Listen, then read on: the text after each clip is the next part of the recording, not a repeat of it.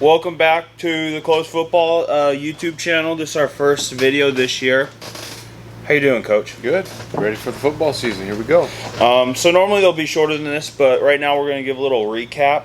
So how did the summer go? You having like the first? Would this be like the first official summer? If you would say second. Okay. Yeah, it was good. We worked hard. You know, we had the kids here all the time from 7-on-7 to, you know, just summer workouts to just all the stuff that you do to try and get better. So they're bigger, stronger, faster than they've ever been.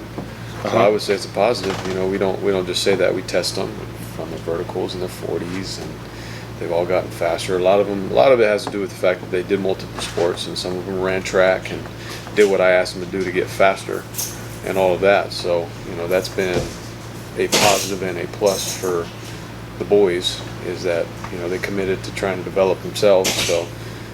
But I'm happy where we're at. You never know. You know, it's the beginning of the year, so we'll see. We'll have to prove it. And then what you've now implemented having breakfast every single morning. They're having AM practices now.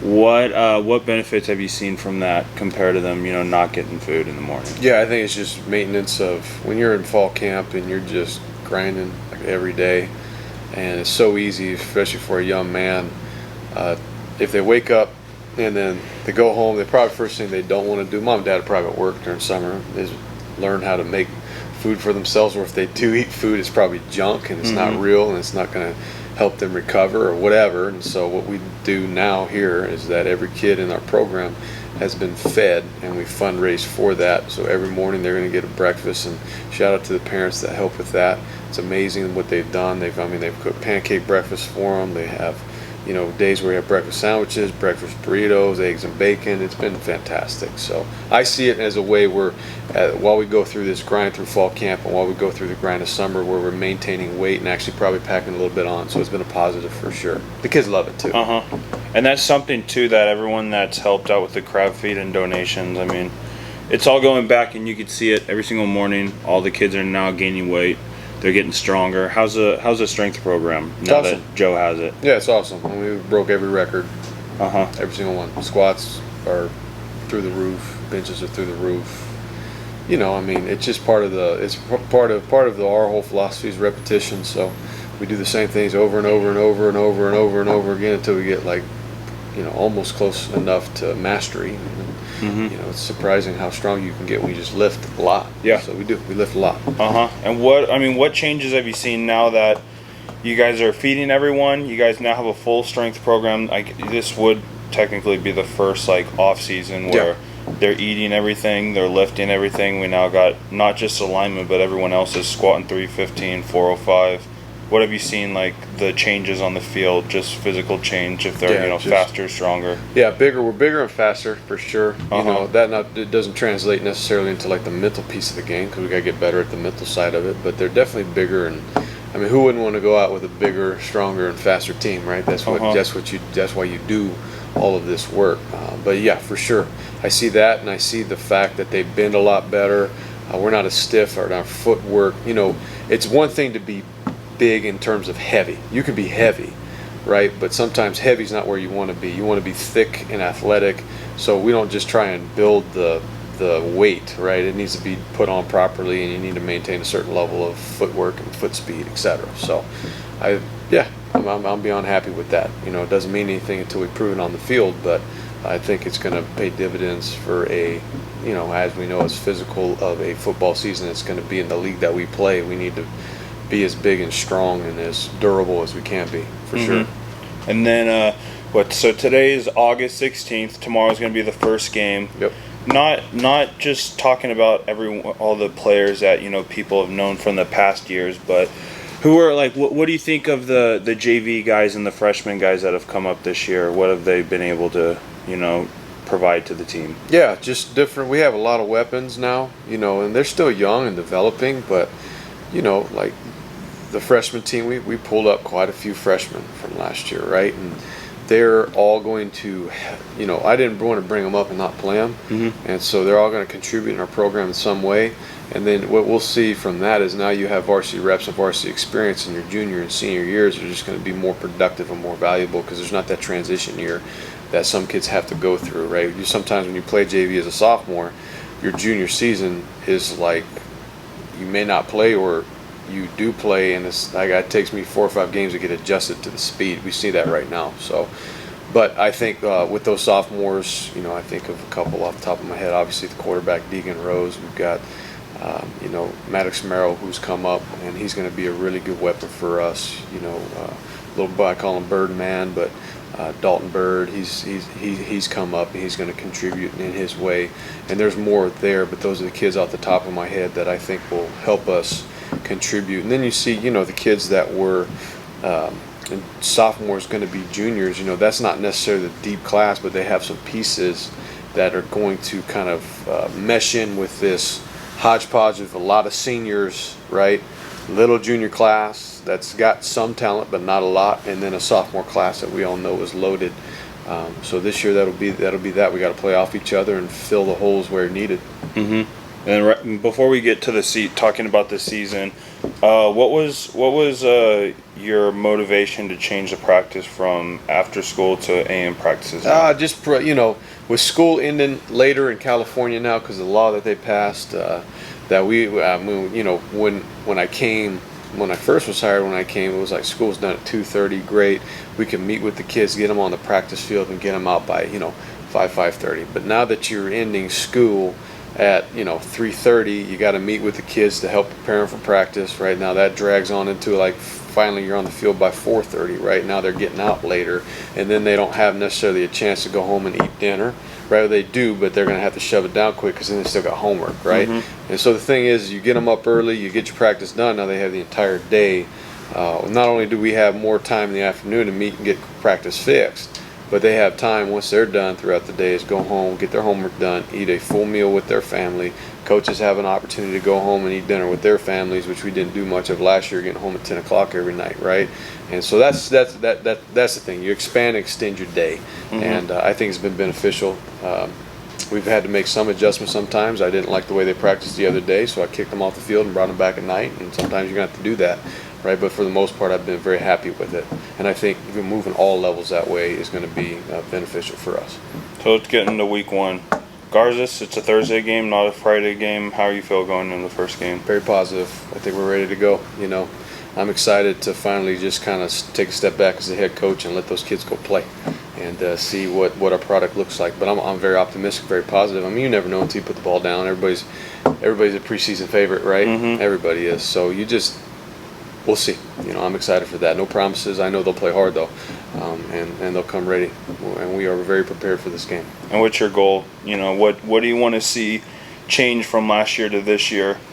Whether it's just run the ball harder, less turnovers, whatever goal that you have. Have you made any of those? And yeah, I think we analyzed at the end of the year. We went down through our self scout and analyzed, and it's just breakdown of situational football.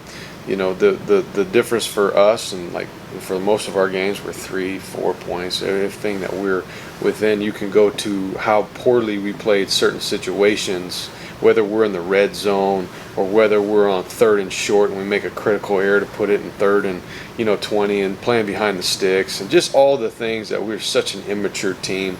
Not a lot of experience, and really like our senior class last year was like 13 guys that actually had football experience for us. Mm-hmm. And that's still like you looked at that program last year and we're still like that close. So it's just getting through that, and now that all those kids that are coming back have the experience, they finally are locked into how we do things, how we operate, how I operate, how our offense needs to operate to have success. It's not like a spread wide open. You can get to 3rd and 15 and take your shots downfield and maybe get it. Ours needs to be ball control based, stick centered, and keeping ourselves in front of the sticks. And then defensively, I think they now know the system and they're very comfortable in it. And I'm very excited for that piece of it. But we've made tremendous progress. And again, you're gonna have to show up on Thursday and find out for yourself and see what it looks like. But I'm very optimistic. Mm-hmm. And then for Before we get into season, we do have quite a bit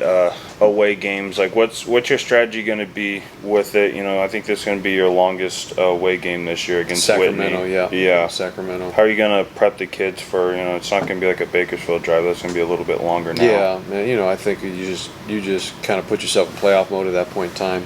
And it's any place, anytime, anywhere. We'll probably do some things during practice that week to change the environment of where we practice to get them out of a comfort zone or whatever. And you're going to have to take a 3 or 4 hour bus ride. And as soon as you get off the bus, mentally get prepared, put the ball down, and be ready to play. But some of that stuff to me is just more of the maturity and mentality of your team, and less so about the elements that really aren't real, right? Tired, that's really not real. You're just not focused, or it's a long time, and I can't get that's not real. You just got to learn how to just get yourself to a optimal level to perform. So, it's just me like educating the kids, and I think we got that group this year that I think they'll be able to play anytime, anywhere, and hopefully as we accomplish our dreams, that's what's going to happen later on in the season, where we're going to have to take the Trex to Bakersfield, and hopefully one day down to Los Angeles or wherever, right? So get it done with and get it out now, and but it's going to be a great experience.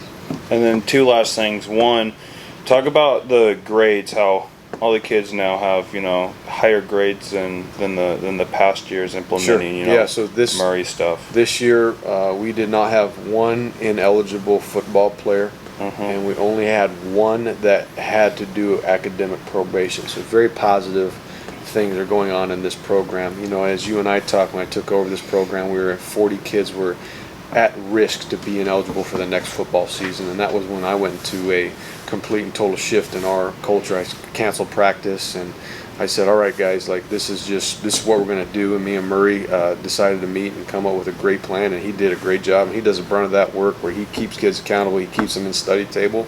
We're going to make a few adjustments this year. Every freshman coming from Clark we're not going to give them an opportunity to fail. So as soon as they step on this campus, they're going to have study table 2 days a week. And that way we don't run into what we ran in last year. Was like, well, all the freshmen are struggling with their academics. It's new being in high school, and so we're going to try to set them up for success. But 3.27 overall GPA, and as a team, and 0 ineligible players. Golly, man, I don't know. I don't know if that can be said in here for a long time, but there's a lot of kids that have been pushed very hard academically. So, and, I know sometimes we got to do things that we got to do to motivate them in a different fashion. Let's put it that way. And we do what we need to do to help a kid understand this is bigger than high school football. We're not trying to use you. We're not trying to use you for just having success on the field. And like, you can do whatever you want off the field. You can do whatever you want with your academics. We try to do a great job in holding them accountable if they're not going to do what they need to do. Talk to the new parents and the freshman levels and all the levels about the team motto. That's the patch on the back of the jerseys. What does Boy to Men mean? Yeah, so that just means that's something I learned when I was in college under our head coach at NIU, Thomas Hammock, and I kind of turned it into my own little thing. But it just really means can your young man stand on his own 2 feet, and can he be held accountable for his actions? Does he understand what that means, right? If he's going to decide to go and do something wrong, is he really prepared for the consequences of those? And as you come and be a part of Clovis football, I just want parents to understand this. Like, we don't operate through you, and we refuse to do that. Right? We're going to treat them well, but at the same time, our expectation is that a young boy turns into a man. So when he goes into society, he's not having you call his boss and ask about why he's not getting promoted. That's not real, and that's not life, right? He has to do that. He has to learn how to communicate with his coaches, and I operate strictly through my players. There's parents that do a great job of helping out, and that's fine, and we communicate through the helps and the needs of the program's situation. But when it comes to playtime, when it comes to disciplinary stuff, like, we strictly work through the kids, because at the end of the day, they're only a year out. Some people say, well, they're just kids. That's bullcrap. They're 1 year out from going to college and having a whole job for the most part, right? They're going to need to learn this in some fashion. So, some parents don't like it, and I understand. Like, when your son gets exposed for not being perfect, that makes some people uncomfortable. Yep. It's facts. But if you just let us do our thing and let us stick with the process, you will see it change. That boy that you send us will turn into a man, and that is a promise. Yeah. And thank you for everyone that's watching this, everyone that donated for the crab feed, everyone that just donated just individually. It all goes into the program. Everyone's getting feed. Everyone's getting, new equipment. Everyone has new T-shirts, new shorts. Got our Guardian caps, which knock on wood has been fantastic for limiting our concussions this year. So it's been we need it all as much as we can get. If you want to see the schedule, it's at Clovis Football on Instagram, Twitter, and then also YouTube.